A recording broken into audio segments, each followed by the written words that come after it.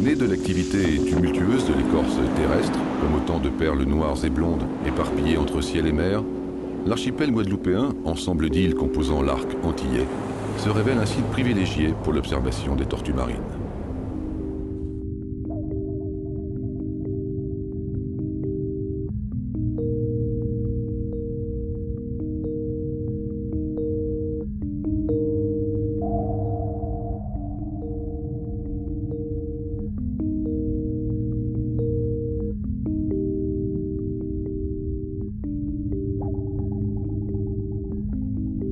Cinq des 7 espèces de tortues marines recensées sur la planète peuplent les eaux antillaises, que ce soit pour s'y alimenter ou pour s'y reproduire. Selon les espèces, on peut en apercevoir certaines évoluer sur les sites de plongée sous-marine ou même sur les plages à certaines époques de l'année.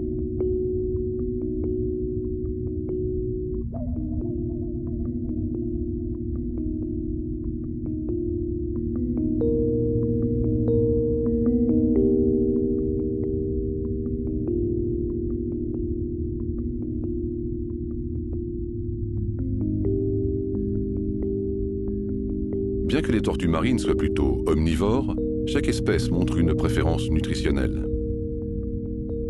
La tortue imbriquée, espèce la plus courante en Guadeloupe, a un régime alimentaire particulier. Elle se nourrit d'éponges glanées sur les récifs coralliens, faisant d'elle une attraction de choix sur les sites de plongée. Il est d'ailleurs fréquent d'observer les traces de son bec crochu sur les grosses éponges marines.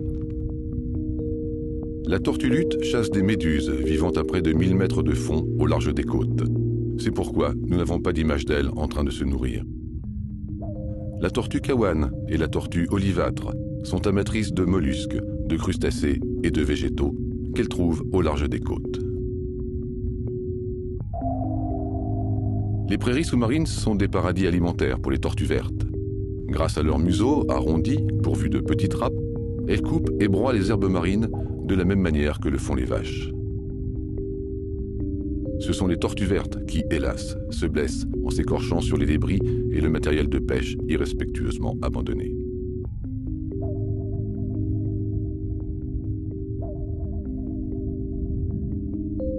La rencontre en mer avec ces 3 espèces est un moment rare, généralement réservé aux pêcheurs et souvent limité à quelques respirations en surface.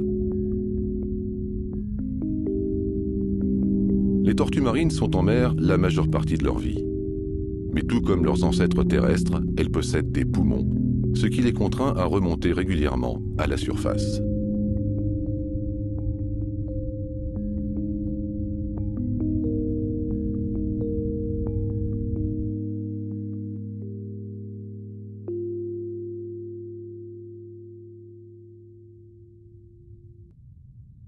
En fonction des espèces, une tortue marine pourra rester de 20 à 50 minutes en apnée, selon son degré d'activité. La recherche de nourriture, comme les phases de sommeil, sont donc entrecoupées de va-et-vient vers la surface. Même l'accouplement a parfois lieu sous l'eau. 3 espèces de tortues marines pondent en Guadeloupe de mars à novembre. La tortue luth, la tortue imbriquée et la tortue verte. À partir de l'âge de 15 ans et au-delà, selon les espèces, les tortues marines devenues adultes se rendent à proximité de leur zone de naissance pour se reproduire.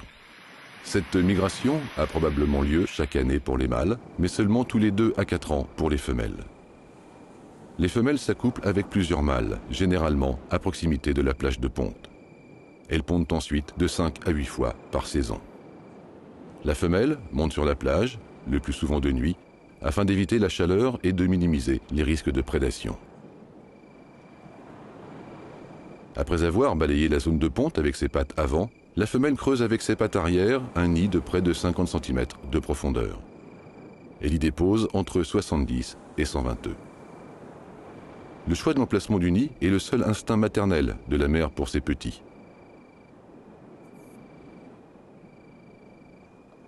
Pour que les embryons puissent se développer jusqu'à terme, il faut qu'ils soient préservés des vagues durant toute la durée de l'incubation, de sorte à pouvoir respirer à travers la coquille souple de leur œuf. Le sexe des tortues est déterminé durant l'incubation par la température du nid. On parle de température pivot. Au-dessus de 29 degrés centigrades, les œufs donnent des femelles, et en dessous, des mâles.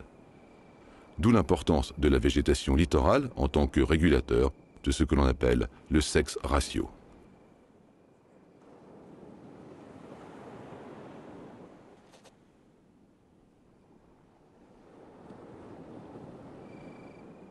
Elle rebouche ensuite le tout précautionneusement et balaie à nouveau l'air de ponte pour brouiller les pistes aux prédateurs.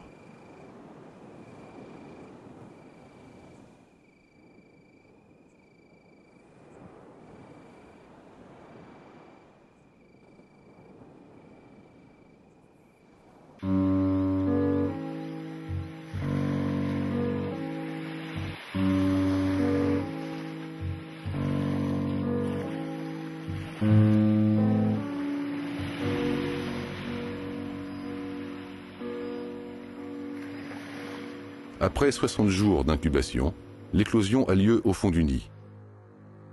Les petits creusent le sable et remontent à la surface pour rejoindre l'eau. On appelle ça, dans le jargon scientifique, l'émergence.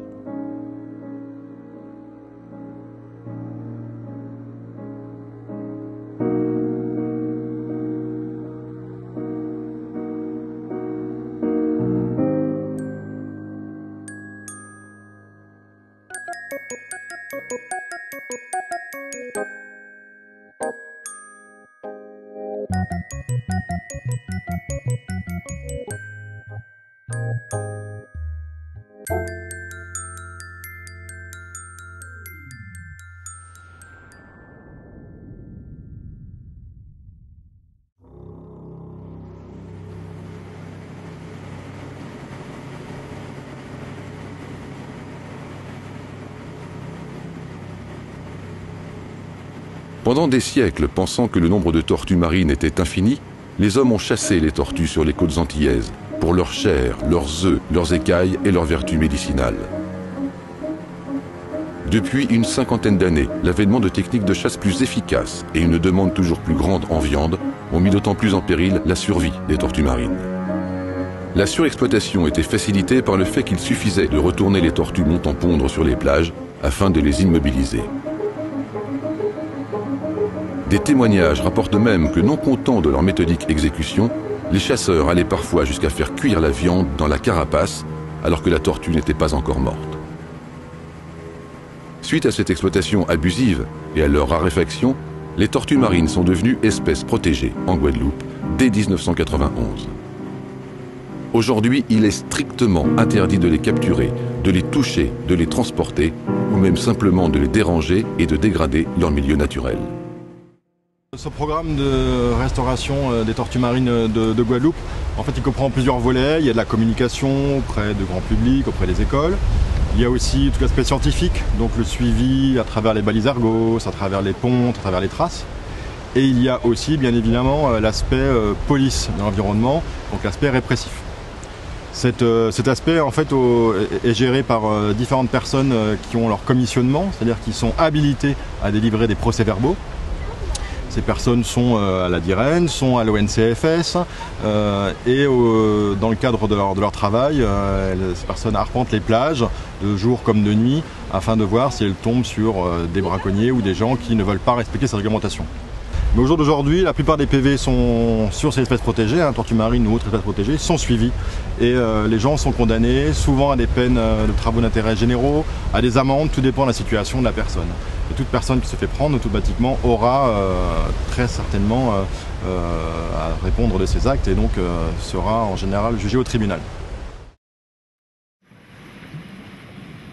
La dégradation de l'habitat des tortues marines est aujourd'hui une entrave réelle à leur restauration. La circulation des véhicules sur les plages est source de désagréments pour les femelles qui ne parviennent plus à creuser le sable devenu trop dur. Les aménagements balnéaires sont parfois moteurs de destruction des sites de ponte par des enrochements et la destruction de la végétation naturelle. Les tortues femelles et les nouveau-nés confondent les lumières artificielles avec les reflets argentés de la mer. Les bénévoles du réseau Tortues Marines Guadeloupe sont d'ailleurs souvent appelés pour intervenir sur des escadrons de nouveau-nés en perdition ou des femelles perdues sur la route ou dans des piscines d'hôtel. La menace la plus importante pour les tortues marines est la pêche.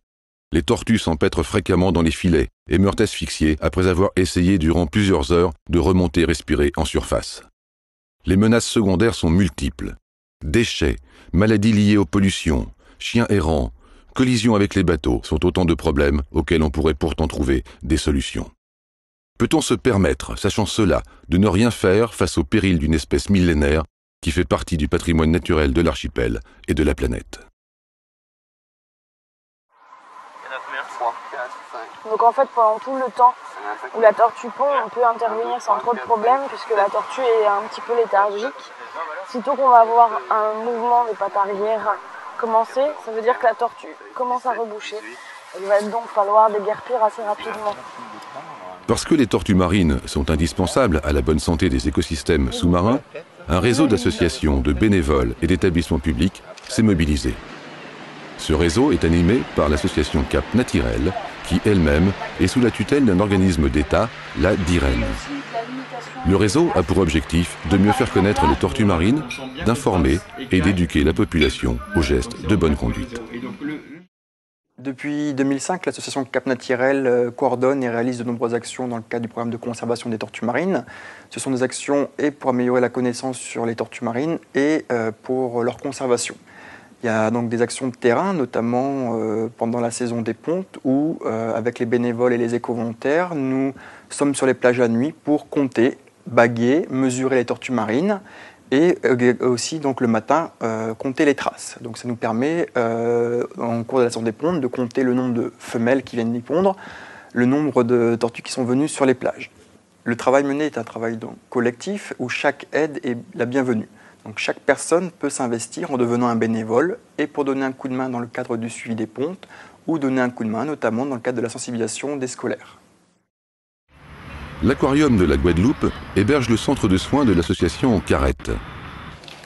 Toutes les tortues blessées ou malades, récupérées par le réseau Tortues Marines Guadeloupe, y sont soignées et parfois même opérées afin d'espérer un jour rejoindre la mer.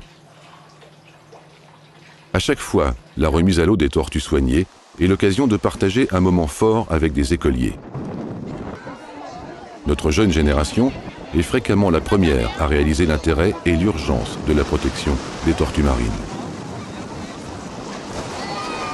Et pour laisser à nos enfants un patrimoine guadeloupéen en bonne santé, où tous pourront s'épanouir, nous devons tous, par de simples gestes, prolonger et soutenir les efforts entrepris par le réseau Tortues Marines Guadeloupe.